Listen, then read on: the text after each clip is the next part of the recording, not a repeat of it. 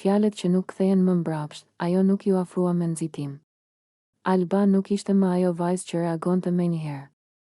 Hapat e saj ishin të ngadaltë, të qëllimshëm, sikur çdo centimetër distance që shkurtonte drejt limin të kishte peshë. Në fytyrën e saj nuk kishte më as lot, as hutim. Vetëm një qetësi e rrezikshme, ajo qetësi që lind kur mendja ka kaluar një kufi dhe nuk kërkon më mirë kuptim, limi e pa që po vinte. Dhe për një çast mendoi të largohej. Jo nga frika, por nga lodhja. Sepse ajo që po afrohej nuk ishte një debat i zakonshëm. Ishte përballje, ke me e pa çfarë ka me të ndodh, tha Alba, me zë të ulët, por aq të prerë sa ajri përreth u tendos. Nuk ishte britm. Nuk ishte kërcënim teatral. Ishte fjali e thatë, e nxjerrë nga një vend ku emocionet nuk kërkojnë më zbukurim. Alba nuk po fliste për veprime konkrete. Po fliste për pasoja. Për ndryshim. Për diçka që do të ndodhte, jo sepse ajo do ta shkaktonte me forcë, por sepse diçka tashmë ishte thyer, limi e pa drejt në sy. Nuk uli shikimin. Nuk u përpoq ta qetësonte. Në vend të kësaj buzëqeshi lehtë, me një lodhje të thellë që nuk kishte asgjë sfiduese në të, në fund, tha ajo ngadalë, është vetëm vdekja, fjala ra mes tyre si një gur i ftohtë. Jo dramatike, por e rënë. Alba nuk lëvizi. Vetëm ngriti vetullat pak. Si dikush që po dëgjon diçka që e kishte menduar edhe vetë, por nuk e kishte artikuluar, dhe vdekjen, vazhdoi limi, nuk e imagjinoj se si do më vinë nga ty, nuk ishte provokim. Ishte kufi. Një vijë e qartë e vendosur mes asaj që Alba po shprehte dhe asaj që limi refuzonte ta pranonte si të mundshme. Me ato fjalë, limi nuk po thoshte nuk kam frikë prej teje. Po thoshte, ti nuk ke atë pushtet mbi mua, heshtja që pasoi ishte e gjallë. Alba e ndjeu gjoksin t'i ngrihej lehtë, jo nga zemërimi, por nga diçka më e thellë, zhgënjimi i kthjellët. Sepse ajo nuk po kërkonte të shihej si kërcënim fizik, po kërkonte të shihej si faktor. Si dikush që nuk mund të injorohet më. Ti mendon se unë po flas për vdekjen, tha Alba më në fund, me një ton më të ulët, pothuajse i qetë. Dhe aty gabon, limi nuk foli.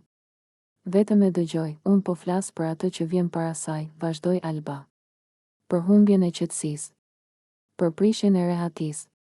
Për momentin kur kupton se gjërat që ke marrë si të sigurta, nuk janë më, fjalët e saj nuk ishin të nxituara. Ishin të menduara. Dhe pikërisht kjo i dha pesh, limi ndjeu një lëvizje të vogël brenda vetes. Jo frikë, por shqetësim. Sepse Alba kishte të drejtë për një gjë, ajo që po ndodhte mes tyre nuk ishte për funde absolute. Ishte për transformime.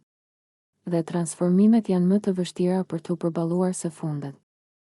Alba, tha limi, me një ton më të butë, ti po e bën këtë më të madhe se ç'është. Alba buzëqeshi lehtë. Një buzëqeshje pa ngrohtësi, jo, u përgjigj.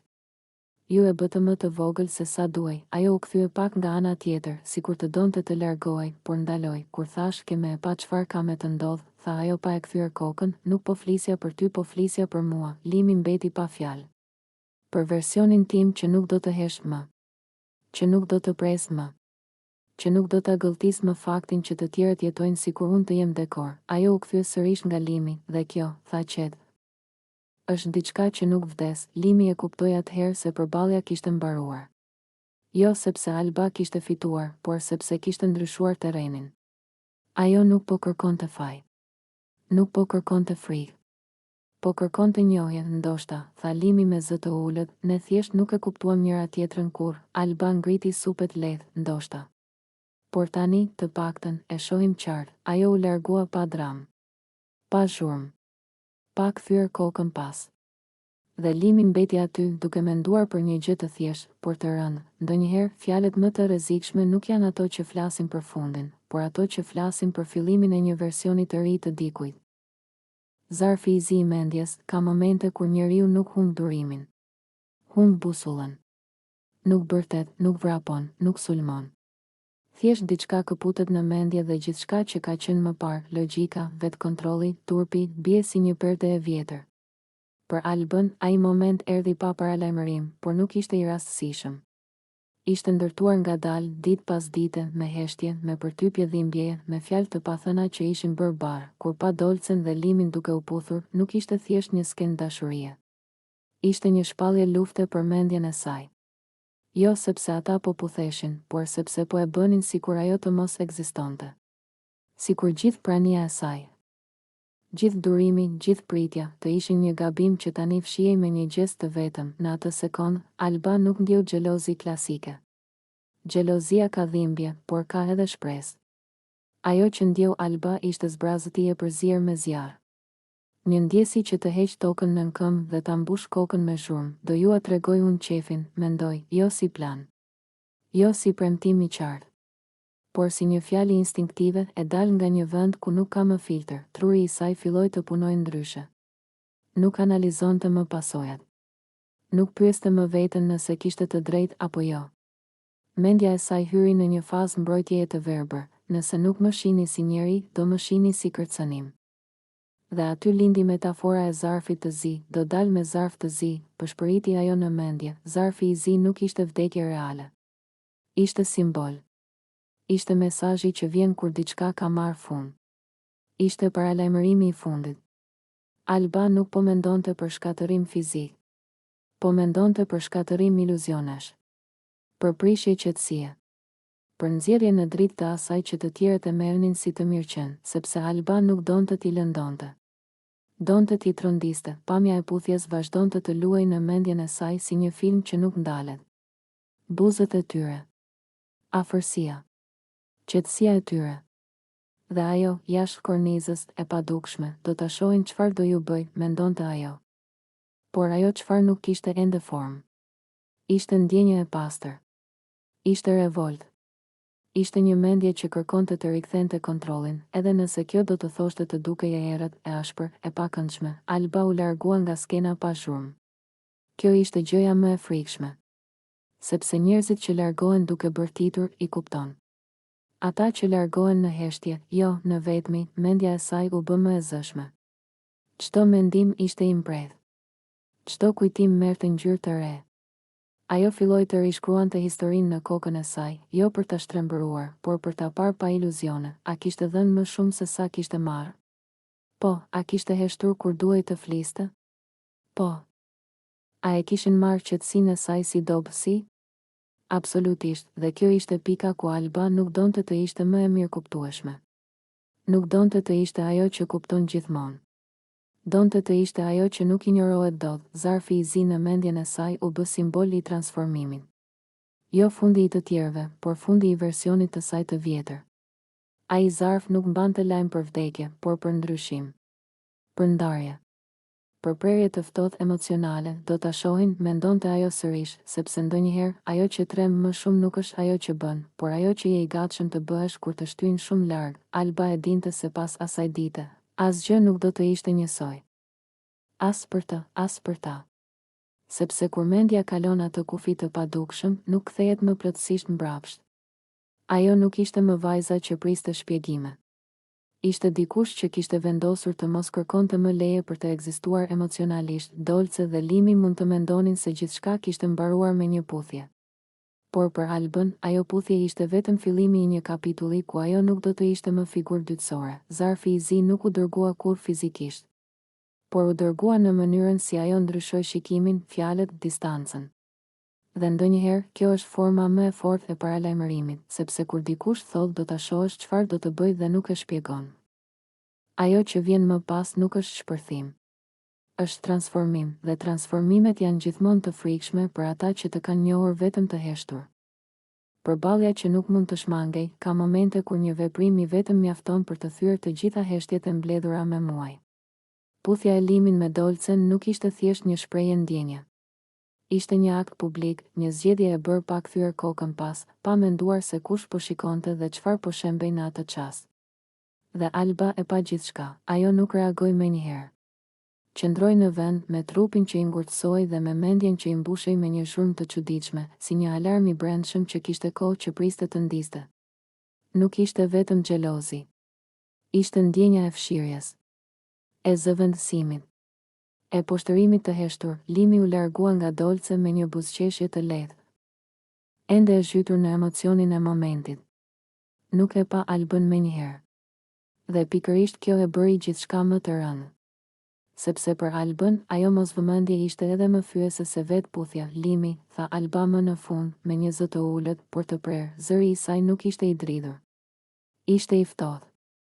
Dhe kjo e bëri Limin të ndalonte, ajo u kthye. Sytë e saj u takuan me ata të Albës. Për një moment, Limi e kuptoi. Kuptoi që ajo puthje nuk kishte mbaruar aty. Kishte pasoja.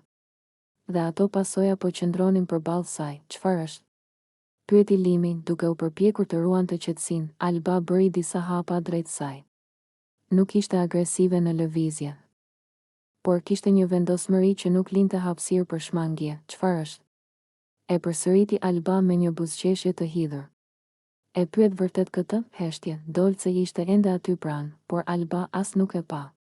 Për të, ai ishte tashmë një figurë dytësore. Kjo përplasje nuk ishte për të. Ishte për Limin.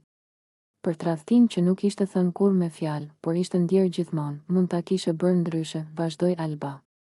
Jo para meje. Jo sikur të mos ekzistoja fare. Limi u mbrojt instinktivisht, nuk të kam borxh shpjegime për ndjenjat e mia, fjalët ranë rënë. Sepse ishin të vërteta.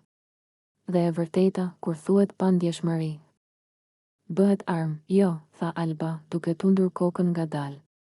Nuk më ke borxh ndjenjat, por më ke borxh respektin. Zëri i saj u ngrit pak. Jo në ritëm, por në intensitet. Tashmë të tjerët kishin filluar të vërenin tensionin. Ti e dije, Limi. E dije çfarë ndjeja. E dije sa e dobët kam qenë. Dhe prapë zgjodhe ta bëje kështu. Limi shtrëngoi nofullën. Në sytë e saj u shfaq një nervozizëm që nuk ishte parë më parë. Nuk mund të jetoj duke u frenuar nga frika se kush do të lëndohet. Nuk jam përgjegjëse për mënyrën si ti e përjeton. Aty ishte përplasja e vërtetë. Dy mënyra të ndryshme të parit botën. Alba, që besonte se lidhjet njerëzore kërkojnë kujdes. Limi, që besonte se ndjenjat nuk kërkojnë leje. Jo, ju përgjigj Alba ashpër. Por je përgjegjëse për mënyrën si vepron. Dhe ti veprove pa asnjë konsiderat. Dolce u përpoq të ndërhynte. Alba, nuk ishte qëllimi, mos fol, e ndërpreu ajo, pa e kthyer kokën. Ky diskutim nuk është me ty, kjo fjali e la Dolcen pa fjalë. Për herë të parë, Alba nuk e pa si rival. E pa si dikë që ishte përdorur si mjet në një lojë emocionesh që nuk e kishte zgjedhur plotësisht. Alba u kthye sërish nga Limi. Ti nuk je armiku im, tha ajo më qetë, por me një thellësi që dhemte. Por mënyra si më fshive sot, ajo nuk do të harrohet. Limi heshti. Sepse për herë të parë nuk kishte përgjigje të shpejtë. Fjalët e Albës kishin goditur aty ku nuk mbrohet dot askush. Ndërgjegjen, nuk kam kërkuar të fshi, tha më në fund Limi. Por nuk do të kërkoj falje për atë që ndjej, nuk po të kërkoj falje, u përgjigj Alba. Po të kërkoj ta pranosh që më lëndove. Sytë e tyre u kryqëzuan për disa sekonda që dukeshin si minuta. Në atë vështrim kishte gjithçka, miqësi të vjetra, xhelozi të pathëna, respekt të humbur dhe një ndarje emocionale që tashmë ishte e pashmangshme. Ndoshta kjo është fundi i diçkaje, tha Limi me zë të ulët. Alba buzëqeshi lehtë. Por sytë i mbetën të trishtuar. Jo, tha ajo. Është fillimi i asaj që nuk do të toleroj më, dhe me këtë, Alba u largua. Jo e thyer. Jo viktim.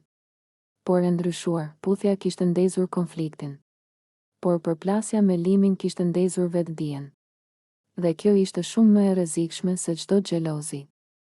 Puthja që ndryshoi gjithçka. Mbrëmja kishte rënë ngadalë mbi qytet, si një perde e rëndë që mbyllte një skenë të mbushur me tension. Dritat e oborrit ndriçonin fytyrat e tyre, por askush nuk po i shihte vërtet. Të gjithë ishin të zënë me mendimet e veta, me xhelozit, frikrat dhe dëshirat që nuk guxonin t'i thoshin me zë të lartë. Dolce qëndronte pak më larg, me duart në xhepa dhe zemrën që i rrite fort.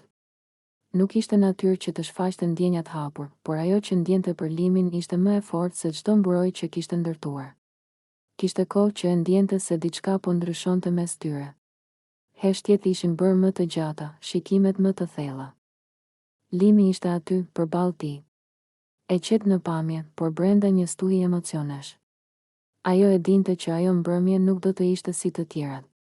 Diçka do të ndodhte. Dhe ndoshta nuk kishte më kthim pas. Alba i shikonte të dy nga afër. Që prej ditës së parë kishte ndjerë një lidhje të veçantë me Limin. Jo domosdoshmërisht dashuri, por një nevojë për ta pasur afër, për të qenë ajo që zgjidhej. Çdo buzëqeshje e Limin ndaj Dolce ishte si një thikë e vogël në zemrën e saj. Ajo përpiqej ta fshitë xhelozin, por syt nuk din të gënjejnë. Çfarë po ndodh mes tyre? Mendonte Alba, ndërsa shtrëngonte duart nervozisht. Dolce bëri hapin e parë. U afrua drejt Limin ngadalë, sikur të kishte frikë se mos prishte diçka të brisht. Zëri i tij ishte i ulët, pothuajse i dridhur. Duhet të flasim. Limi ngriti syt dhe e pa drejtë në sy. Në atë moment, bota përreth u zhduk. Nuk kishte më Alba, as drita, as shurma. Vetëm ata të dy, e di, tha ajo qetë. Edhe unë, heshtja ra mes tyre. Një heshtje që fliste më shumë se çdo fjalë. Dolce ngriti dorën, sikur të donte ta prekte, por u ndal për një sekond. Ajo sekond dukej si një përjetësi. Alba i pa të gjitha. Pa afrimin. Pa shikimin. Pa atë moment që po ndërtoi para syve të saj. Zemra i rahu fort. Frymëmarrja i u bë e rënë. Dhe pastaj ndodhi. Dolce u përkul lehtë dhe buzët e tij prekën ato të Limin. Puthja e parë. E butë. E pastër. E sinqert. Një puthje që nuk kishte nevojë për shpjegim. Koha u ndal. Limi mbylli syt, duke u dorëzuar ndaj ndjenjes që kishte kohë që e mohonte. Dolce ndjeu sikur më në fund kishte gjetur vendin ku i përkiste, por për Albën, ajo puthje ishte fundi. Gjunjët ju drodhen. Gjithçka rreth saj filloi të rrotullohej. Zhurmat u bën të largëta, si të vinin nga një botë tjetër. Dora i shkoi në gjoks, jo. Pëshpëriti, por askush nuk e dëgjoi. Syt ju mbushën me lodh. Një hap prapa. Pastaj edhe një tjetër. Trupi nuk e mbante më. I ra të fikët, zhurma e rënies së saj theu momentin. Alba. Bërtiti dikush. Dolce dhe Limi u ndan menjëherë. Dolce u kthye i tronditur, ndërsa Limi u zbeh në fytyrë. Zot. Çfarë kemi bërë? Tha ajo me zë të ulët. Të gjithë u mblodhen rreth Albës. Dikush i solli ujë, dikush tjetër thirrri ndihmë. Alba qëndronte e shtrirë, e pafuqishme, me fytyrë të zbehtë dhe buzë të dridhura. Kur hapi syt, pamja e parë që pa ishte Limi. Dhe pas saj, Dolce, lotët i rëshitën në përfaqe, e pash. Tha me zë të dobët. Gjithçka, heshtje, një heshtje e rëndë, plot faj, ndjenja të pathëna dhe pasojat që sapo kishin filluar. Ajo puthje nuk ishte thjesht një moment dashurie. Ishte një vijë ndarëse. Para dhe pas saj, asgjë nuk do të ishte më njësoj. Puthja që ndryshoi gjithçka. Mbrëmja kishte rënë ngadalë mbi qytet, si një perde e rëndë që mbyllte një skenë të mbushur me tension. Dritat e oborrit ndriçonin fytyrat e tyre, por askush nuk po i shihte vërtet. Të gjithë ishin të zënë me mendimet e veta, me xhelozit, frikërat dhe dëshirat që nuk guxonin t'i thoshin me zë të lartë. Dolce qëndronte pak më larg, me duart në xhepa dhe zemrën që i rrite fort. Nuk ishte natyrë që të shfaqte ndjenjat hapur, por ajo që ndjente për Limin ishte më e fortë se çdo mbrojtje që kishte ndërtuar. Kishte kohë që e ndjente se diçka po ndryshonte mes tyre. Heshtjet ishin bërë më të gjata, shikimet më të thella. Limi ishte aty, përballë tij. E qetë në pamje, por brenda një stuhi emocionesh. Ajo e dinte që ajo mbrëmje nuk do të ishte si të tjerat. Diçka do të ndodhte. Dhe ndoshta nuk kishte më kthim pas. Alba i shikonte të dy nga afër. Që prej ditës së parë kishte ndjerë një lidhje të veçantë me Limin. Jo domosdoshmërisht dashuri, por një nevojë për ta pasur afër, për të qenë ajo që zgjidhej. Çdo buzëqeshje e Limin ndaj Dolce ishte si një thikë e vogël në zemrën e saj. Ajo përpiqej ta fshitë xhelozin, por syt nuk din të gënjejnë. Çfarë po ndodh mes tyre? Mendonte Alba, ndërsa shtrëngonte duart nervozisht. Dolce bëri hapin e parë. U afrua drejt Limin ngadalë, sikur të kishte frikë se mos prishte diçka të brisht. Zëri i tij ishte i ulët, pothuajse i dridhur. Duhet të flasim. Limi ngriti syt dhe e pa drejtë në sy. Në atë moment, bota përreth u zhduk. Nuk kishte më Alba, as drita, as shurma. Vetëm ata të dy, e di, tha ajo qetë. Edhe unë, heshtja ra mes tyre. Një heshtje që fliste më shumë se çdo fjalë. Dolce ngriti dorën, sikur të donte ta prekte, por u ndal për një sekond. Ajo sekond dukej si një përjetësi. Alba i pa të gjitha. Pa afrimin. Pa shikimin. pa atë moment që po ndërtoi para syve të saj. Zemra i rahu fort. Frymëmarrja i u bë e rënë. Dhe pastaj ndodhi, Dolce u përkul lehtë dhe buzët e tij prekën ato të limin. Puthja e parë. E butë. E pastër. E sinqert. Një puthje që nuk kishte nevojë për shpjegim, koha u ndal, limi mbylli syt, duke u dorëzuar ndaj ndjenjes që kishte kohë që e mohonte. Dolce ndjeu sikur më në fund kishte gjetur vendin ku i përkiste, por për Albën, ajo puthje ishte fundi, gjunjët ju drodhen. Gjithçka rreth saj filloi të rrotullohej. Zhurmat u bën të largëta, si të vinin nga një botë tjetër. Dora i shkoi në gjoks, jo. Pëshpëriti, por askush nuk e dëgjoi, syt ju mbushën me lodh. Një hap prapa.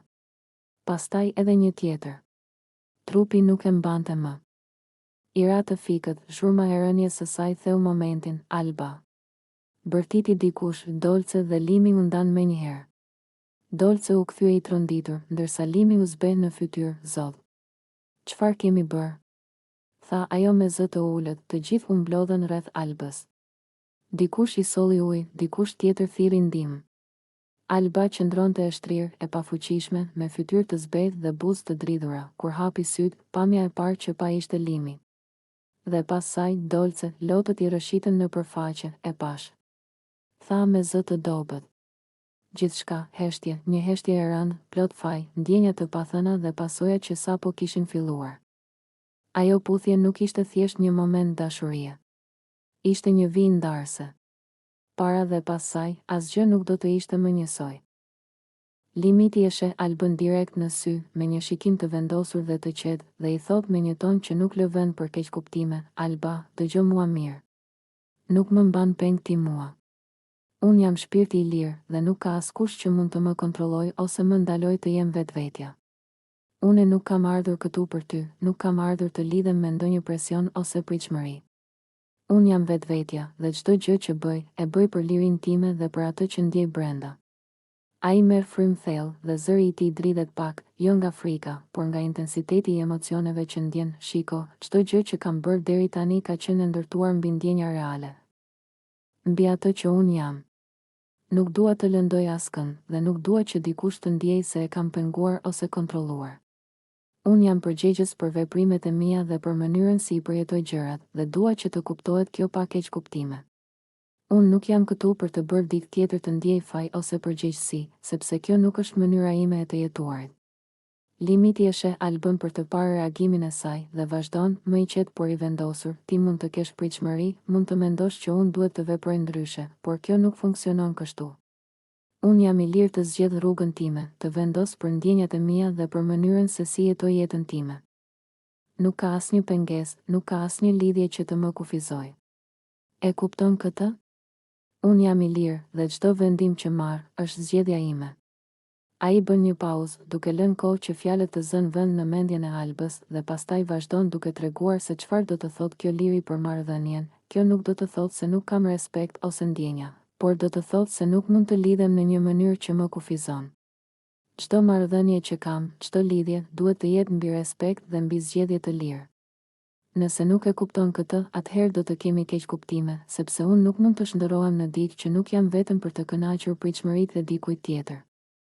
Limiti i afrohet më pranë Albës dhe zëri i tij bëhet më i butë, më i sinqert, unë nuk dua të lëndoj. Nuk dua që të mendosh se kjo është arrogancë ose ftohtësi. Është thjesht mënyra ime e të jetuarit. Shpirti im është i lirë dhe nuk mund të mbahet peng nga askush. Çdo gjë që bëj, çdo zgjedhje që marr, ka të bëjë me atë që jam brenda meje. Nëse e pranon këtë, mund të jemi të qetë me njëri tjetrin. Nëse jo, atëherë duhet të kuptojmë që nuk mund të ndryshoj asgjë për këtë pjesë të qenies sime. Ai merr një frym të gjatë dhe vazhdon të sqarojë se kjo liri nuk do të thotë mungesë respekti për të tjerët. Liria ime nuk do të thotë se nuk kam ndjenja. Nuk dua të kujdesem, ose nuk dua të jem pjesë e jetës së dikujt tjetër. Do të thotë se çdo veprim im është i ndërgjegjshëm dhe i lirë. Nuk mund të shndërrohem në dikë tjetër për të kënaqur pritshmëritë ose kërkesat e dikujt. Kjo është mënyra ime e të jetuarit dhe nuk mund të ndryshoj këtë. Ai sheh sytë e Albës dhe e ndjen se fjalët e tij po prekin mendimet dhe ndjenjat e saj. pastaj vazhdon më i qetë, por me vendosmëri të pandryshuar, e di që mund të jetë e vështirë të kuptohet, sepse njerëzit shpesh duan të mbajnë dikë pranë, të kenë kontroll mbi zgjedhjet e tij. Por unë nuk jam dikush që mund të mbahet peng. Unë jam vetvetja. Dhe kjo është pjesë e imja që nuk do ta humbas kurrë. Kjo është arsyeja pse duhet ta kuptosh dhe ta pranosh, në vend që të përpiqesh të më ndryshosh. Sepse nuk mundesh dhe nuk duhet.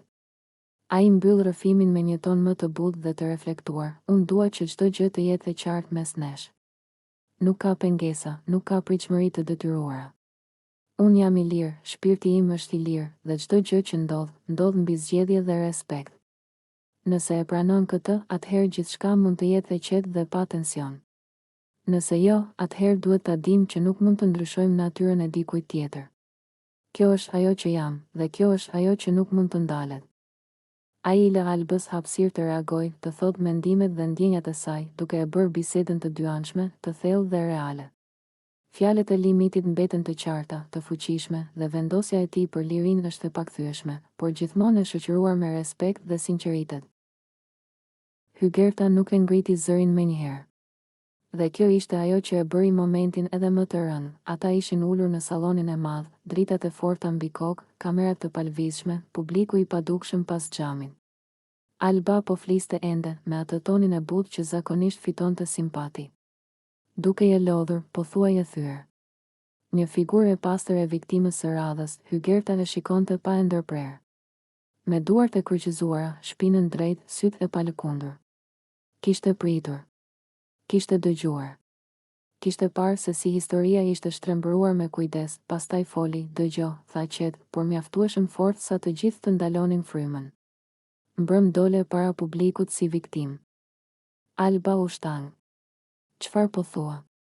Hygerta u afrua pak. Jo për ta kërcënuar.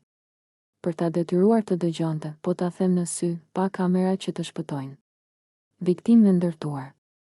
Me lot të zgjedhur. Me fjali të llogaritura. Një murmuritje kaloi në dhomë, Alba u përpoq të buzëqeshte. Nuk e di pse po më sulmon. Sepse nuk po të sulmoj, ja ktheu Hygerta. Po të çmontoj. Heshtje, ti nuk je ajo që po përpiqesh të dukesh, vazhdoi ajo. Dhe mbi të gjitha. Nuk je aq e pafajshme sa do publiku të besoj. Alba u ngrit në këmbë. Mos guxo, do të guxoj, e preu Hygerta, tani me një ton më të mprehtë. Sepse dikush betyrë ta thotë. Ti je thjesht goma rezervë. Fjala rarën, goma rezervë e Limit, shtoi, pa e ulur shikimin. E përdorur kur i duhet, e harruar kur nuk i hyn më në punë. Alba u zbardh në fytyrë. Ti nuk e di çfarë flet. E di shumë mirë, tha Hygerta. E di si rri pranë, por gjithmonë një hap mbrapa. E di si shfaqesh vetëm kur dikush tjetër mungon. Dhe e di si e shfrytëzon rolin e viktimës për të marrë simpati. Lotët i erdhen Albes, por këtë herë nuk dukej si strategji. Dukej si çarje, ti po më gjykon, përshpëriti, jo, ja ktheu Hygerta. Po të përshkruaj. Ajo u kthye nga të tjerët. Problemi nuk është se dikush luan lojë. Ky është një reality. Problemi është kur dikush e shet lojën si dhimbje reale. Alba uli syt. Për herë të parë, nuk kishte fjalë, Hygerta mori frymë thellë. Publiku mund të mashtrohet për një natë. Ndoshta për dy. Por jo për gjithmonë. Ajo ul sërish. Qetë. Pa dram. Pa lot, dhe në atë moment, Alba e kuptoi se roli i viktimës ishte më i lehtë për të luajtur se sa për të mbajtur.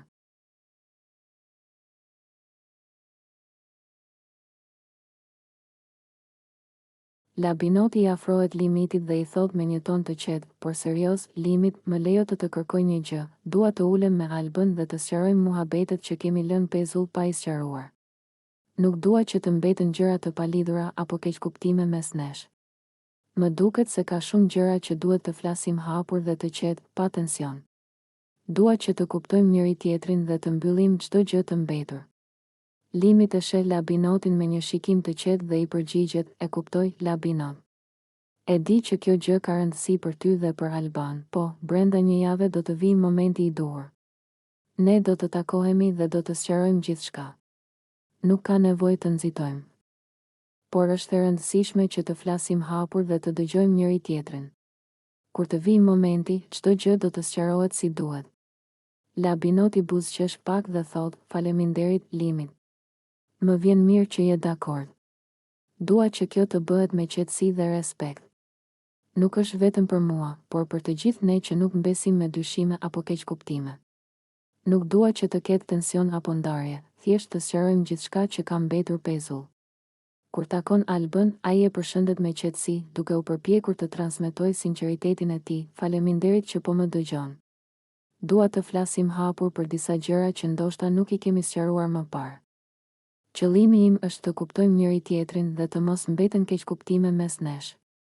Dua të jemi sinqert dhe shpresoj që edhe ti do të ndihesh rehat të flasësh hapur. Ai fillon të tregojë se çfarë ndodhi, duke përshkruar faktet objektivisht, pa fajsime, por duke shprehur ndjenjat e veta. Kur ndodhi ajo situatë, ndjeva që nuk u kuptuan plotësisht. Më duket se disa gjëra u interpretuan ndryshe nga ajo që kisha menduar unë. Ndoshta nuk I shpjegova siç duhet ndjenjat dhe qëllimet e mia, dhe dua ta sqaroj këtë.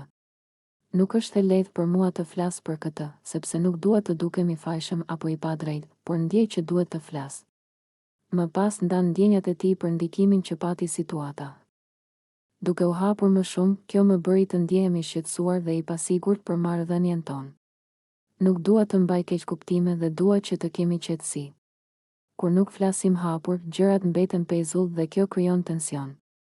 Ndonjëherë mendoj për momentet që kemi kaluar dhe ndihemi keqkuptuar, sepse nuk ka qenë qëllimi im që të largojmë njëri tjetrin emocionalisht. Dua ta shmang këtë dhe dua që të jemi të qetë dhe të sinqert ndaj njëri tjetrit.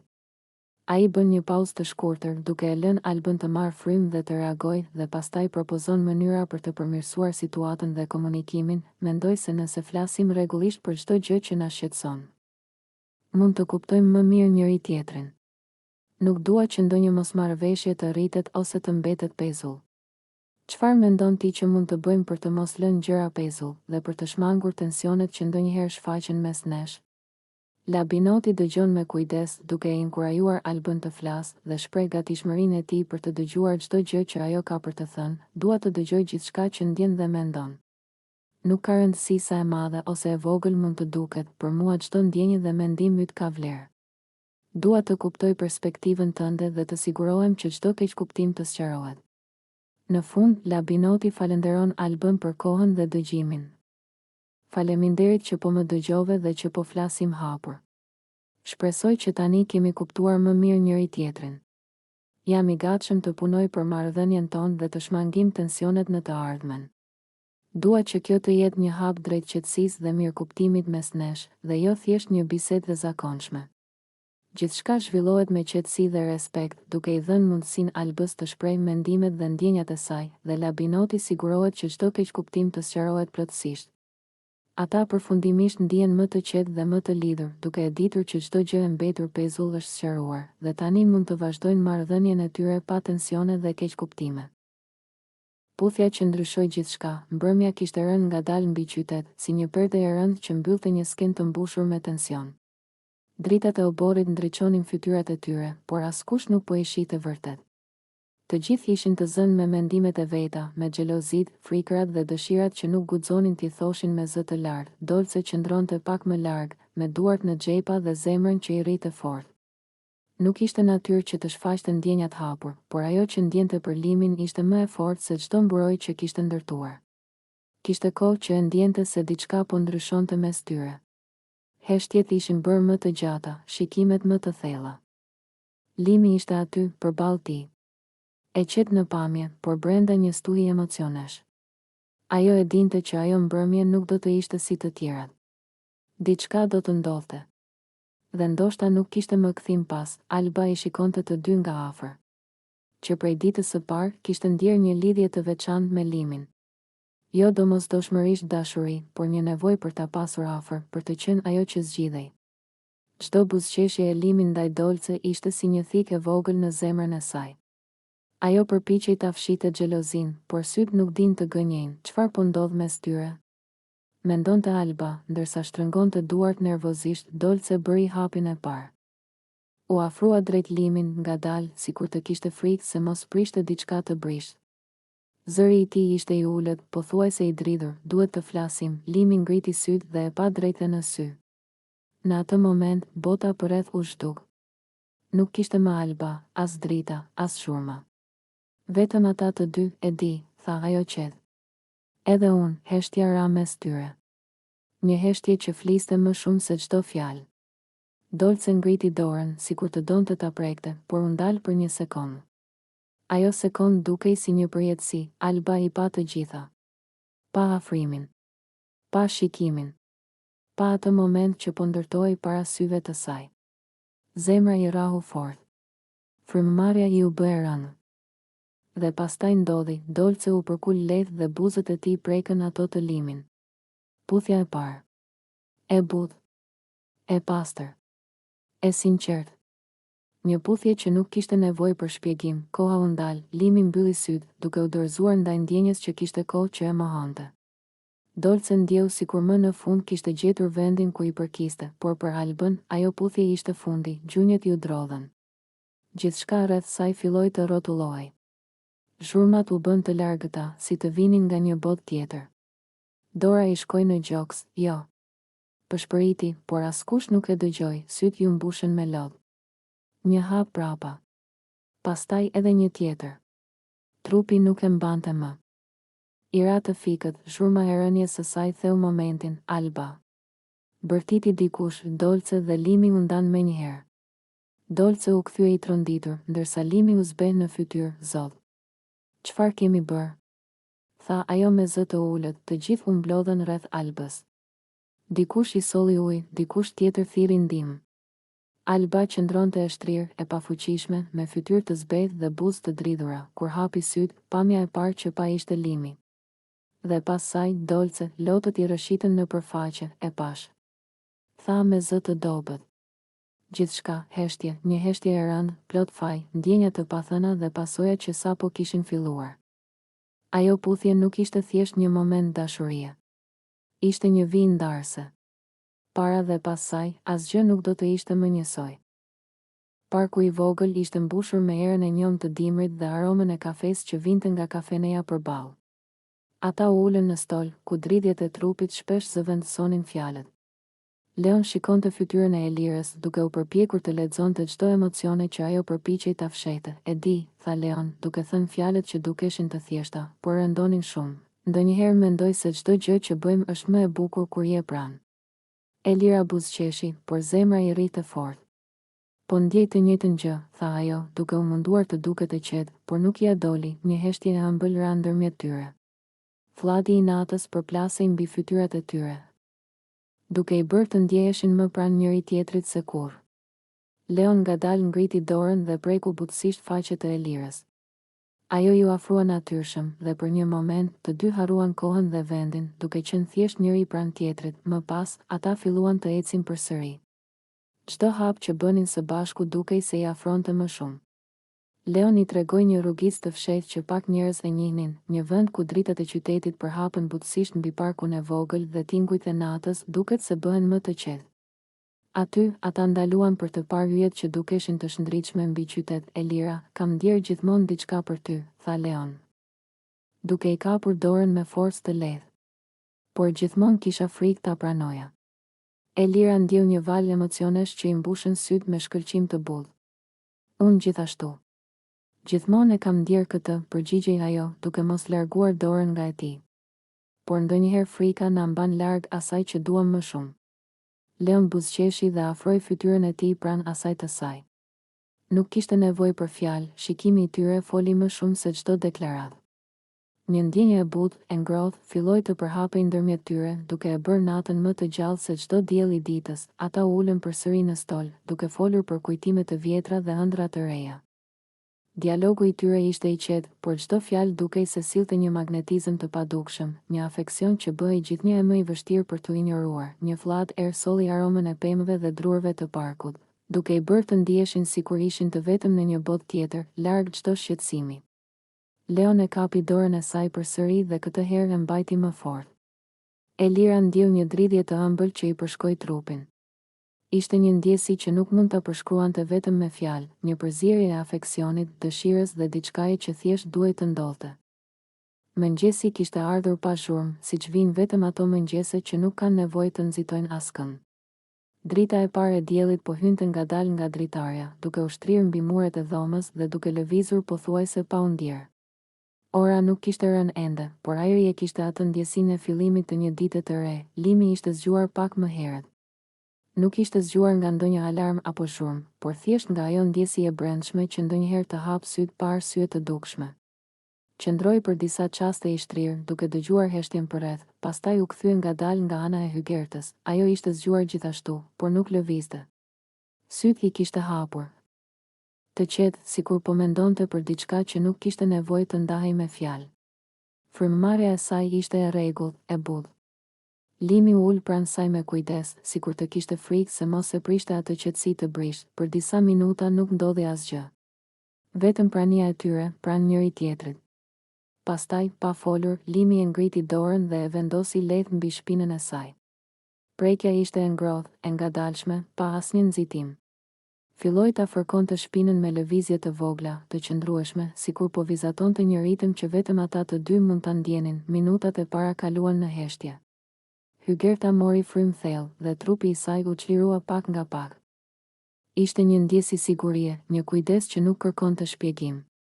Limi vazhdonte me të njëjtin ritëm, duke mos ndryshuar shpejtësinë, duke e lënë kohën të bënte punën e saj. Drita jashtë u bë më e fortë. Zhurma e largët e qytetit filloi të dëgjohej lehtë, por brenda dhomës gjithçka mbeti e qetë. Çdo lëvizje e dorës së tij ishte e menduar, sikur po përpiqej të largonte çdo mbetje lodhjeje nga shpatullat e saj. Pas disa minutash, Hygerta u lëviz pak, jo për t'u larguar, por për t'u afruar më shumë. Ajo nuk foli, por trupi I saj e tregoi qartë se ajo ndjehej rehat. Limi e vuri re dhe buzëqeshi lehtë, duke vazhduar pa e ndërprerë ritmin, koha dukej sikur ishte shtrirë. Nuk kishte rëndësi sa minuta kishin kaluar. Ishte një moment që nuk matej me orë, por me frymëmarrje dhe qetësi. Limi mendonte për gjëra të vogla, për ditën që I priste, për bisedat të thjeshta, për kafen e mëngjesit. Mendimet vinin dhe iknin, pa u ndalur gjatë. Hygerta, ndërkohë, ndjente se mendja e saj po qetësohej. Çdo fërkim I shpinës ishte si një kujtesë se nuk ishte vetëm, se kishte dikë pranë që ishte aty pa kushte. Ajo mbylli syt për disa çaste, duke e lënë veten të qëndronte në atë ndjesi. Minutat vazhdonin të rridhnin ngadalë. Limi ndryshoi pak lëvizjet, por jo ritmin. Ishte një ndryshim I vogël, pothuajse I padukshëm, që e mbante momentin gjallë pa e prishur qetësinë. Ai ndjeu se sa e rëndësishme ishte kjo afërsi e thjeshtë. Pas rreth gjysmë ore, gjithçka kishte marrë një qetësi tjetër. Jo atë qetësinë e fillimit, por një qetësi më të thellë, më të ngrohtë. Limi e uli dorën ngadalë, jo sepse donte të ndalonte, por sepse momenti kishte arritur natyrshëm fundin e vet. Hygerta u kthye pak nga ai dhe I hodhi një vështrim të butë. Nuk kishte nevojë për shumë fjalë. Një buzëqeshje e lehtë, një frymëmarrje e qetë ishin të mjaftueshme. Ata qëndruan edhe disa çaste pranë njëri tjetrit, duke e ditur se ajo gjysmë ore e qetë do t'i shoqëronte gjatë gjithë ditës. Mëngjesi kishte filluar vërtet, por ajo që kishte ndodhur në ato 30 minuta mbeti si një bazë e qetë mbi të cilën dita mund të ndërtohej. Përplasja në mes të praimit. Kur magjia dhe zemërimi përplasen, atmosfera në praim ishte ngjeshur në mënyrë të pashpjegueshme. Muzika kishte ndalur, bisedat kishin mbetur pezull dhe një tension I padukshëm ecte mes njerëzve si era e një stuhje të afërt. Në mes të gjithë këtij turbi qëndronin dy vajza, Alba dhe Bia. Një energji e veçantë po rritej midis tyre, një kontrast mes forcës, pasigurisë dhe të fshehtës. Bia kishte vendosur të vepronte. Nuk ishte thjesht një debat verbal, ajo I bëri Albës atë që mund ta quanim magji, një simbolik, një ndikim emocional të fortë, një mënyrë për të marrë kontroll mbi situatën dhe mbi perceptimet e Albës. Nuk kishte nevojë për fjalë të shumta. Një shikim, një gjest, një buzëqeshje e lehtë, por e ngarkuar me qëllim, mjaftuan për të aktivizuar tensionin. Alba ndjeu menjëherë një presion të brendshëm. Zemra I rrite më shpejt, mendimet I përplaseshin si valet e detit gjatë stuhi, dhe çdo frymëmarrje e saj dukej ngadalë, e rënë. Nuk ishte një magji reale, natyrisht, por mënyra si Bia e goditi emocionalisht, mënyra si e vuri në dyshim, si e nxori jashtë ekuilibrit, ishte kaq e fuqishme sa dukej si një veprim magjik në mes të praimit, ku sytë dhe të gjithë ishin të drejtuar nga ajo çka po ndodhte. Çdo lëvizje, çdo fjalë, çdo heshtje u bë më e rënë. Nuk kishte mundësi të ikje. Nuk kishte mundësi për të fshehur ndjenjat. Publiku ishte dëshmitar i çdo tensioni që po shpërthente. Dhe ajo që ndodhi më pas ishte përplasja. Alba u përgjigj me një ndjenjë të papërshkrueshme, një përzierje frike, zemërimi dhe sfidës. Çfarë po bën ti? Mendoj, por fjala nuk doli menjëherë. Ishte një heshtje e ngjeshur, një tension që kërkonte të shpërthente. Bia, nga ana tjetër, nuk ishte aty për të folur shumë. Ajo kishte vendosur që të përdorte prezencën e saj, energjinë e saj dhe çdo gjest të vogël për të krijuar një ndikim të fuqishëm. Shikimet u kryqëzuan dhe përplasja u bë më intensive. Nuk ishte vetëm një mosmarrëveshje normale. Ishte një konflikt i natyrës së forcës psikologjike, ku secila përpiqej të tregonte superioritetin e vet, të dominojë skenën dhe të ndikojë tek të tjerët. Çdo person që ndodhej aty ndjeu tensionin, disa u tërhoqën, disa qëndruan të ngulitur, duke u bërë dëshmitar të një konflikti që dukej se mund të shpërthente në çdo moment. Alba ndjeu një reagim të brendshëm, zemërim dhe frikë njëkohësisht. Zemra i rritë shpejt, dora i dridhej pak, dhe secili muskul i trupit ishte në gjendje gatishmërie. Një pjesë e saj donte të largohej, të ikte nga ky sken ku çdo lëvizje e saj mund të interpretohej gabim. Por pjesa tjetër e saj nuk mund të heshte. Nuk mund të qëndronte e ulur dhe të lejonte që energjia e Bias ta dominonte. Bia, me çdo fjalë të thënë ose të papërshkruar, e vuri Albën nën presion. Fjala mashtruese, një shikim që sfidonte, një buzëqeshje e fshehtë, çdo gjest kishte efektin e një magjie psikologjike, një ndikim që e detyronte Albën të reagonte, të ndjente dhe të përballonte realitetin. Nuk kishte një mënyrë të qetë për ta menaxhuar këtë. Çdo lëvizje e saj, çdo gjest i vogël, çdo frymëmarrje u bë një pjesë e konfliktit. Në atë moment, gjithçka u ngadalsua. Duket sikur ora kishte ndalur dhe gjithë vëmendja ishte e fokusuar tek dy vajzat. Publiku, pa dashje, u bë pjesë e tensionit, një shtrëngesë që shtonte presionin mbi të dyja. Çdo shikim, çdo përshpëritje, çdo tingull ishte i ndjeshëm, dhe çdo person i pranishëm ndjeu ngarkesën emocionale që po rritej. Përplasja kulmoi kur Alba vendosi të fliste. Fjala e saj ishte e prerë, e qartë, por e dridhur nga emocionet.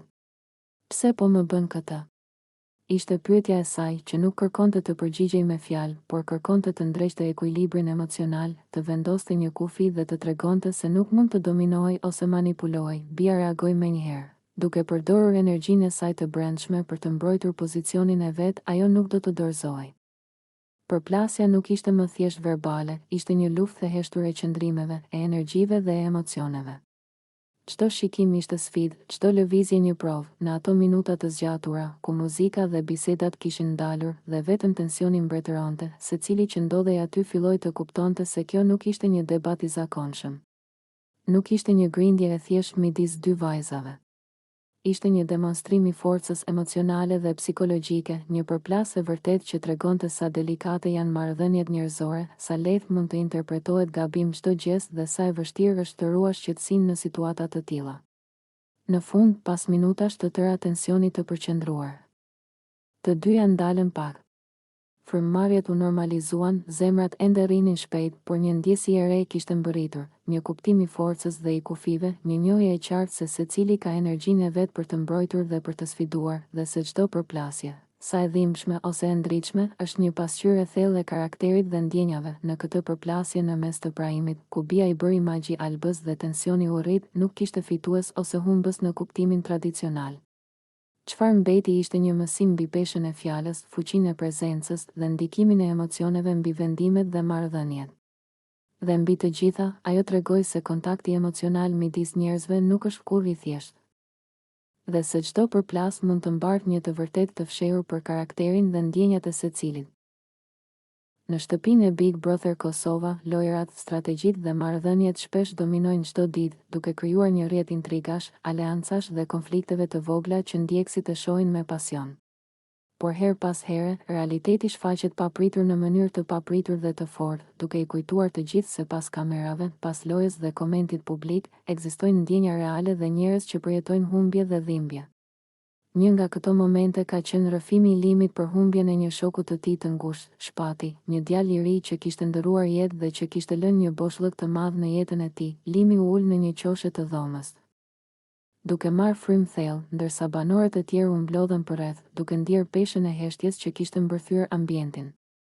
Ai filloi të flasë me një ton të ulët, të mbushur me dhimbje, ka ndëruar jetë një shok i imi.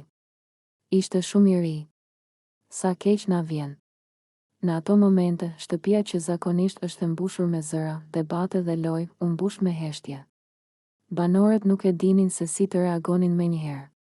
Disa shprehen keqardhje të thjeshtë, disa u dukën të hutuar dhe disa kërkuan të dinin më shumë. A e njihim ne? Limi u kthye dhe tha me një seriozitet të thellë, duke i dhënë fjalëve peshën që meritonin, po, e njihni të gjithë ju që jeni këtu. Edhe unë e kam pasur shok. Ishte një djalë fantastik. Një nga ata njerëz që të lënë mbresa pa e kuptuar. Fjala fantastik nuk ishte thjesht një përshkrim i rastësishëm, ishte një reflektim i një marrëdhënieje të ndërtuar me kujdes dhe respekt, një kujtim i përbashkët që nuk mund të zëvendësohet nga lojrat dhe intrigat e përditshme. Në atë moment, çdo tension dhe çdo lojë strategjie dukeshin të parëndësishme. Banorët kuptuan se ishte një çast për ndjenja të vërteta, për reflektim dhe për pranimin e faktit se jeta jashtë shtëpisë vazhdon të ndikojë tek ne, pavarësisht se ndodhemi në një ambient të mbyllur dhe të rrethuar nga kamera. Labinoti, që qëndronte pranë, dëgjoi me vëmendje. Ai nuk bëri as shaka, as koment strategjik, qëndroi i heshtur dhe i respektueshëm, duke treguar një dimension tjetër të vetes që pak banorë shpesh shohin, aftësinë për të ndier dhimbjen e dikujt tjetër pa e minimizuar. Ai u përgjigj me një ton të qetë, e di çfarë do të thotë të humbasësh dikë që të ka lënë gjurmë në jetën tënde. Nuk kaloi që ta zëvendësoj atë. Këto fjalë i dhanë banorëve një mundësi për të ndier një solidaritet të vërtetë, një lidhje që nuk ka të bëjë me strategji apo pozicionim në shtëpi, por me një kuptim më të gjerë njerëzor. Disa filluan të ndajnë kujtimet të tyre personale, duke treguar se edhe ata kishin përjetuar humbje dhe dhimbje të ngjashme jashtë shtëpisë. Ky moment i përbashkët e bëri atmosferën të ngrohtë, edhe pse e hidhur, duke krijuar një ndjenjë bashkësie që shpesh mungon në botën e Big Brotherit. Humbja e shpatit gjithashtu nxori në palë diçka që shpesh harrohet nga publiku. Secili banor ka një bagazh emocional të pasur. Limit, për shembull, nuk ishte thjesht një lojtar strategjik, ai ishte një njeri që kishte ndjenja të thella për shokët e tij jashtë kamerave. Shpati nuk ishte vetëm një shok, por një pjesë e jetës së tij që mbante kujtime, gëzim dhe momente të paharrueshme. Për publikun, ky rrëfim ishte një mundësi për të parë se pas çdo veprimi dhe debate strategjike, ka histori personale që formojnë dhe fuqizojnë banorët. Në këtë kontekst, humbja e shpatit bëri që edhe dinamikat e tjera brenda shtëpisë të dukeshin ndryshe. Lidhja mes Limit dhe Labinotit u bë më e thellë, jo për lojë strategjie, por për respekt dhe empati. Aleancat dhe puthjet e mëparshme, zënkat dhe konkurenca morën një dimension tjetër kur u pa se ndjenjat njerëzore nuk mund të injorohen. Çdo banor filloi të reflektonte mbi rëndësinë e marrëdhënieve të vërteta. Për momentin, lojrat dhe intrigat u zbehen dhe dhoma u mbush me një heshtje të thellë, një heshtje që foli më shumë se çdo debat apo përpjekje për manipulim. Kjo tregon se Big Brother Kosova nuk është thjesht një reality show për strategji dhe fitore, por edhe një laborator ku ndjenja njerëzore shfaqen pa filtra, ku humbjet dhe misit bëjnë efekt të thellë tek secili pjesëmarrës. Në përfundim, rrëfimi i Limit për shpatin nuk ishte thjesht një moment i trisht, ishte një mësim mbi jetën, humbjen dhe rëndësinë e misive të vërteta. Ai tregoi se edhe në një shtëpi të mbushur me kamera, lojë dhe intrigë, ndjenja e vërtetë nuk mund të fshihet. Humbja e shpatit u shndërrua në një kujtesë universale. Asnjë strategji nuk mund të mbulojë dhimbjen dhe asnjë lojë nuk mund të zëvendësojë kujtimet dhe lidhjet që formohen në jetë. Ky moment do të mbahet mend nga të gjithë, jo për një fitore apo një konflikt, por për fuqinë e emocioneve të sinqerta që mund të prekin zemrën e secilit banor apo publik. Dhe ndërsa shtëpia vazhdon lojën e saj, secili banor ka një kujtim të ri për të mbajtur, një lidhje të re me njerëz që i kuptojnë dhe i mbështesin, një kujtesë që shpati, me jetën e tij të shkurtër, e la pasi një dhuratë të paharrueshme. Big Brother Kosova. Ploti vendos vijën përfundimtare. Eliona është kapitulli mbyllur për mua, në shtëpinë e Big Brother Kosova, ku çdo fjalë merr peshë dhe çdo deklaratë bëhet subjekt diskutimi. Ka momente kur një fjalë e vetme mjafton për të sqaruar një histori të tërë. Pikërisht një moment i tillë ishte deklarata e Klodit, e drejt për drejt, e ftohtë dhe pa asnjë hapësirë për keq interpretim. Nuk më intereson fare Eliona. Ky është kapitulli i mbyllur për mua. Këto fjalë nuk ishin të thëna në nerva momentale apo si reagim i nxituar.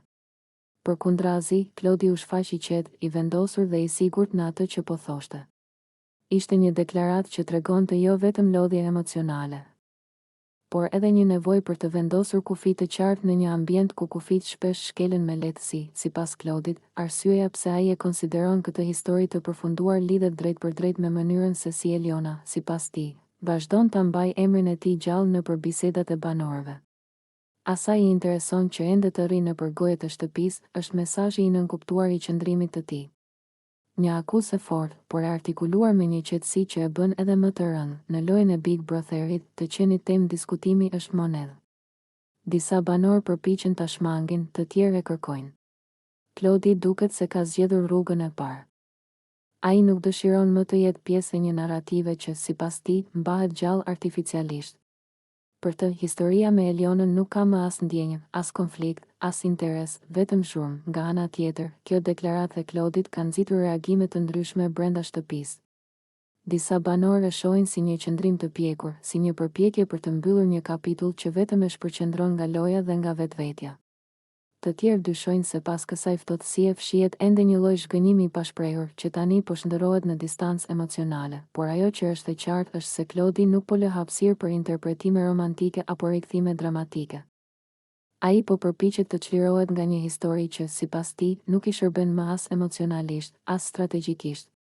Në një lojë ku lidhjet shpesh përdoren për vëmendje, mbështetje apo simpati publike, Claudi po zgjedh të dalë jashtë kësaj formule. Deklarata e tij ngre edhe një pyetje më të gjerë për Big Brother Kosovën. A është më e fortë loja kur distancohesh nga dramat personale, apo kur I përqafon ato? Claudit duket se I ka ardhur momenti të fokusohet te vetja, te loja e tij dhe te mënyra se si dëshiron të perceptohet nga publiku, jo si pjesë e një historie të konsumuar, por si individ më vete, sa I. Për këtë Elionës, heshtja ose reagimet e saj pas kësaj deklarate janë po aq domethënëse. Nëse ajo do të vazhdojë ta mbajë këtë temë gjallë, apo do ta pranojë mbylljen e kapitullit, mbetet për t'u parë. Por një gjë është e sigurt, pas fjalëve të Claudit, raporti mes tyre nuk është më në zonën gri. Ai është I prerë, I distancuar dhe I ftohtë. Në përfundim, qëndrimi I Claudit është një shembull I asaj se si në Big Brother Kosova, jo çdo histori ka nevojë për dramë të vazhdueshme. Disa kapituj mbyllen jo me zhurmë, por me vendosmëri. Dhe ndonjëherë, fjalia nuk më intereson është më e fortë se çdo debat apo përballje. Rrëfimi I Dolces për mbesën time të vogël, vëllai tim të madh I them, faleminderit jetës I them, faleminderit edhe dhimbjes I them, faleminderit. Sepse më mësoi të ndjej, quhem Dolce. Nuk jam hero. Jam thjesht një njeri që po mëson si të marr frymë mes frikës dhe shpresës. Po flas sot sepse heshtja peshon më shumë se fjalët. Dhe kjo histori nuk është vetëm e imja, është e çdo familjeje që ka kaluar korridoret e gjata të spitalit duke mbajtur një fëmijë për dorë. Mbesa ime është e vogël. Ka duar të vogla, zë të butë dhe sy që dikur shkëlqenin pa frikë. Sot ata sy shikojnë botën nga një shtrat spitali. Nga një dhomë ku koha ecën ndryshe. Ku ditët nuk numërohen me orë, por me analiza gjaku. Ku shpresa matet me rezultate dhe lutje, ajo ka leucemi, fjalë e rëndë. Fjalë që të shpon gjoksin sa herë e dëgjon. Fjalë që ndryshon gjithçka. Që e ndan jetën në para dhe pas, e mbaj mend ditën kur e mësuam. Nuk kishte zhurmë. Nuk kishte britma. Vetëm heshtje. Heshtje që të shurdhon.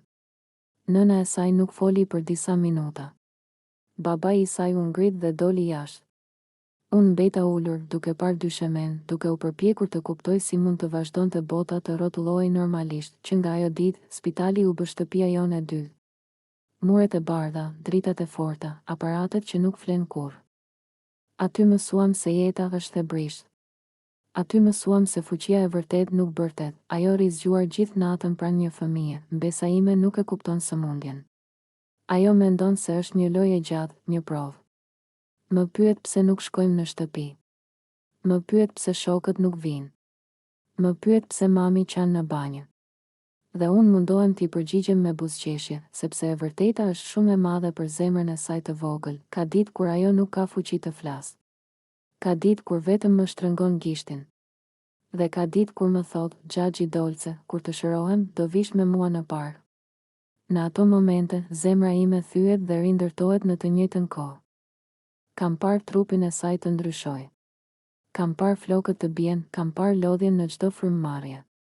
Kam parë dhimbje që një fëmijë nuk duhet ta njohë kurrë. Por kam parë edhe diçka tjetër, guxim të pastër. Një guxim që nuk vjen nga forca fizike, por nga pafajësia. Prindërit e saj janë heronj të heshtur. Ata nuk flasin shumë, por çdo veprim i tyre është sakrificë. Ata mësojnë të jetojnë me frikën çdo ditë. Ata mësojnë të shpresojnë edhe kur mjekët heshtin. Ata mësojnë të falenderojnë edhe për gjërat më të vogla, një buzëqeshje, një analizë më e mirë, një natë pa dhimbje. Unë jam falenderues për çdo infermiere që e trajton si vajzën e vet. Jam falenderues për mjekët që luftojnë pa u lodhur. Jam falenderues për njerëzit që luten, edhe pa e njohur. Sepse lutja ka fuqi. Dashuria ka fuqi, ka net kur rri vetëm dhe pyes veten pse jeta është kaq e padrejtë. Pse fëmijët sëmuren? Pse familjet thyhen? Nuk kam përgjigje. Por kam mësuar se ndonjëherë nuk kemi nevojë për përgjigje, kemi nevojë për qëndrim. Për pranin. Për dorën që nuk lëshohet, mbesa ime më ka mësuar çfarë do të thotë të jesh i fortë. Jo duke luftuar, por duke mos u dorëzuar. Duke buzëqeshur mes dhimbjes. Duke besuar edhe kur nuk kupton pse. Nëse po e lexon këtë dhe po kalon diçka të ngjashme, dije këtë, nuk je vetëm. Dhimbja jote ka zë. Shpresa jote ka vlerë. Dhe çdo ditë që zgjohemi, edhe në spital, është një fitore. Unë jam dolce, jam xhaxhi, jam dëshmitar, dhe mbi të gjitha, jam falenderues. Mëngjesi erdhi ndryshe atë ditë, jo me zhurmë, jo me tension, jo me zëra të ngritur. Erdhi i butë, i qetë, pothuaj i pavend pas gjithë asaj që kishte ndodhur netëve të mëparshme. Shtëpia e Big Brother Kosova dukej sikur po merrte frymë për herë të parë pas një kohe të gjallë. Dritat e diellit hynin ngadalë nga dritaret, duke prekur muret, dyshemet dhe fytyrat e lodhura të banorëve. Alba ishte zgjuar herët, nuk kishte fjetur shumë. Mendimet i kishin qëndruar zgjuar më gjatë se trupi. Por ndryshe nga netët e tjera, ajo nuk ndihej e rënduar. Kishte ende dhimbje, kishte ende pasiguri, por kishte edhe diçka tjetër, një ndjenjë qetësie të brisht. Sikur stuhia kishte kaluar dhe tani po shiheshin pasojat. Limi u shfaq pak më vonë, nuk foli menjëherë. As ajo. Ata u pan. Një shikim i thjesht, pa fjalë, pa sqarime. Dhe për herë të parë pas shumë kohësh, ai shikim nuk ishte i mbushur me frikë apo mbrojtje. Ishte i sinqert. I lodhur. I vërtet, ishte Limi ai që bëri hapin e parë. Po vi, i tha thjesht, sikur të mos kishte nevojë për shpjegim. Alba nuk pyeti. Vetëm u ngrit, vaska ishte e mbushur me ujë të ngrohtë. Avulli ngrihej lehtë, duke krijuar një ndjenjë izolimi nga pjesa tjetër e shtëpisë. Sikur aty brenda, për disa minuta, nuk kishte kamera, nuk kishte publik, nuk kishte histori të mëparshme. Vetëm dy njerëz dhe një moment, ata u ulën ngadalë, secili me nga një gotë vere në dorë. Jo për fesë. Jo për shoh. Por si një ritual i vogël qetësie, si një mënyrë për t'i thënë vetes, le ta marrim këtë moment pa e shkatëruar. Uji i ngrohtë ja relaksoi shpatullat Albës. Ajo mbylli sytë për pak sekonda. Fryma ju thellua. Trupi, që prej ditësh kishte qenë i tendosur, më në fund po lirohej. Limi e vështroi në heshtje, ai e shite ndryshe tani. Jo si vajzën e fortë që shpërthen. Jo si figurën e debatit. Por si njeriun që kishte kaluar shumë, ndoshta më shumë se sa ai kishte qenë gati ta pranonte. Nuk kam ditë me u sill, tha ai më në fund. Me zë të ulët, jo gjithmonë.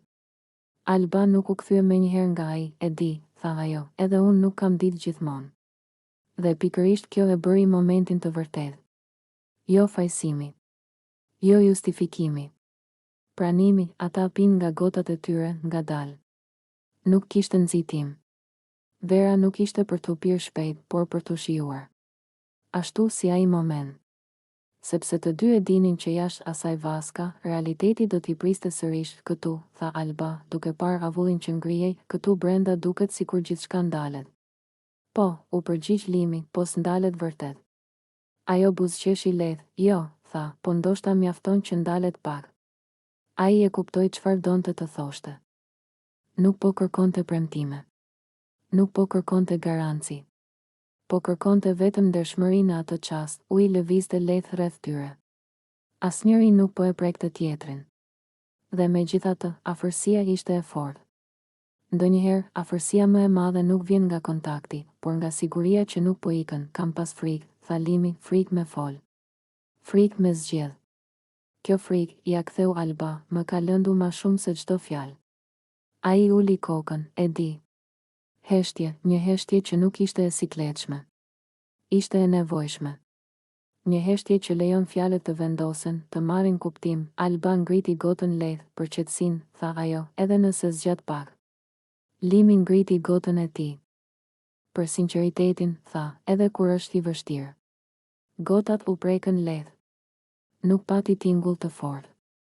Vetëm një shenjë e vogël se ishin në të njëjtin moment. Në atë mëngjes, ata nuk zgjidhen gjithçka. Nuk vendosën për të ardhmen. Nuk fshin të kaluarën. Por bën diçka më të rrallë, ndalen në Big Brother Kosova, ku gjithçka është garë, strategji dhe reagim i shpejt, ndalimi është luks. Dhe ata e morën atë luks për disa minuta, kur dolën nga vaska, shtëpia ishte ende aty. Kamerat po regjistronin. Publiku po shihte. Por diçka kishte ndryshuar, jo në lojë, në ta, sepse ndonjëherë nuk të duhet një debat për ta kuptuar tjetrin. Të duhet vetëm një mëngjes i qetë, një gotë verë dhe guximi për të qëndruar.